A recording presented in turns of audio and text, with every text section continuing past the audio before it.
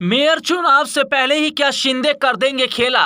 क्या शिंदे आगामी समय में मातोश्री के दरवाजे पर नजर आएंगे? क्या शिंदे और उद्धव की डील बिगाड़ेगी भारतीय जनता पार्टी का खेल?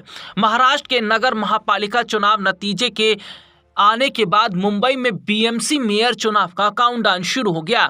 मुंबई से सटे सभी शहरों में मेयर चुने जाने के बाद अब कहीं जाकर बीएमसी की बारी है। बीएमसी मेयर पद के लिए जो चुनाव है वो 11 फरवरी को होगा।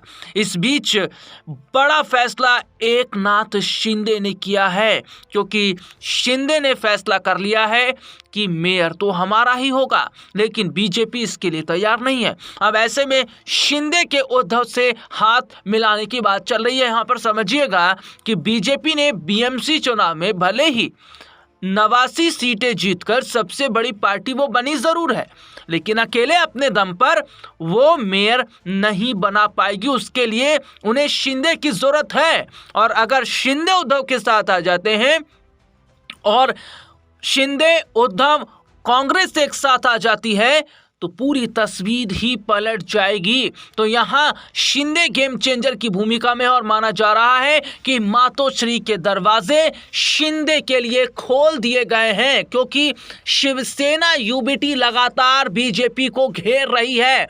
और तो और ये तक देखा जा रहा है कि जिस तरीके से अजीत पवार का प्लेन क्रैश में निधन हुआ, उस पर भी शिवसेना यूबीटी ने सवाल खड़ा कर बीजेपी को घेरने का काम किया।